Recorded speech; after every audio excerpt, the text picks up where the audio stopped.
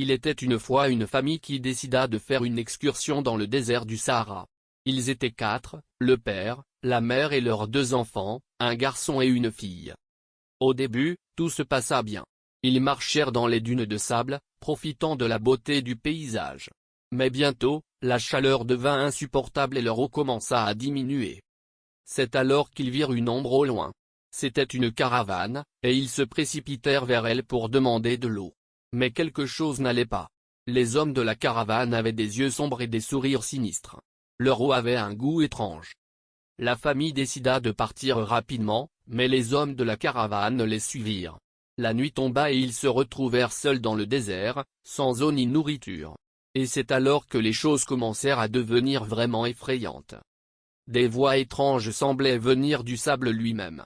Des cris et des pleurs se faisaient entendre dans la nuit noire. La famille essaya de se défendre, mais c'était inutile. Ils étaient complètement perdus et à la merci des forces sombres qui habitaient le désert. Finalement, le matin arriva, mais il était trop tard. La famille avait disparu sans laisser de traces, emportée par les forces maléfiques du désert. Depuis ce jour-là, les gens évitent de voyager dans cette partie du Sahara, effrayés par les histoires de la famille disparue dans le désert. Certains prétendent encore entendre des voix étranges dans le sable, comme si les esprits de la famille continuaient de hanter le désert pour l'éternité. Les années passèrent, mais la légende de la famille disparue dans le désert se perpétua.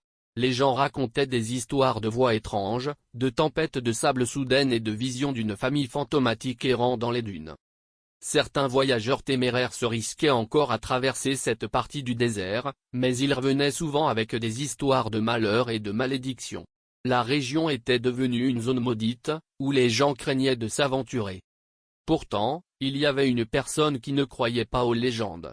Un jeune archéologue français nommé Lucien avait entendu parler de la famille disparue dans le désert et était intrigué. Il avait toujours été fasciné par les mystères de l'histoire ancienne et pensait que cette région recelait peut-être des trésors cachés. Il décida donc de mener sa propre expédition dans le désert, malgré les avertissements des gens du coin. Il était accompagné de son collègue marocain, Hassan, et de quelques guides locaux. Au début, tout se passa bien. Ils découvrirent des ruines anciennes et des artefacts intéressants. Mais alors qu'ils s'enfonçaient plus profondément dans le désert, les choses commencèrent à devenir étranges. Des sons étranges semblaient les suivre. Des cris et des murmures dans une langue inconnue. Les guides semblaient de plus en plus nerveux et craintifs, et leur comportement devenait de plus en plus bizarre. Un jour, alors qu'ils étaient en train de creuser dans une zone particulièrement prometteuse, Lucien et Hassan furent soudainement enveloppés par une tempête de sable. Ils se mirent à courir, mais se perdirent rapidement dans la confusion. Quand la tempête s'apaisa enfin, ils se retrouvèrent seuls, sans eau ni nourriture. Ils commencèrent à marcher dans le désert, cherchant désespérément un moyen de sortir de cette zone maudite. Mais plus ils avançaient, plus les visions et les voix étranges se faisaient fortes. Lucien commença à avoir des cauchemars étranges et des visions de la famille disparue. Il entendit des voix qui semblaient lui parler directement, en français, lui disant de partir immédiatement. Mais il était déterminé à trouver le trésor caché dans le désert.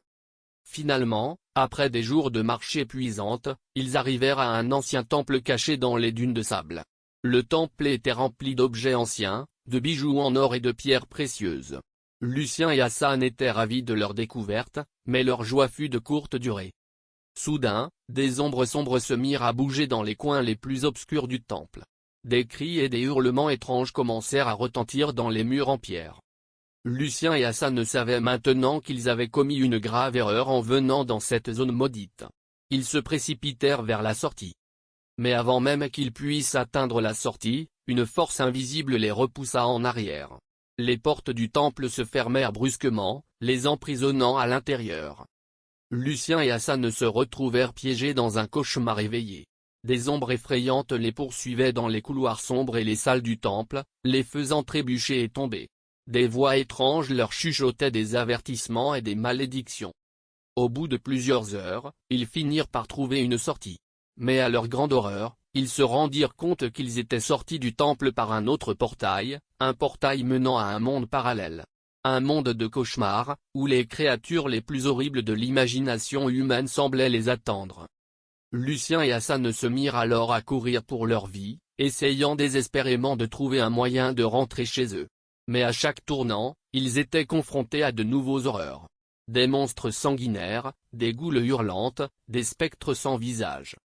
Finalement, après une éternité de terreur et de fuite, ils parvinrent à retrouver leur chemin vers la sortie.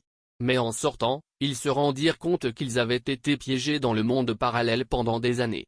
Leur vie avait été volée par le désert et le temple maudit.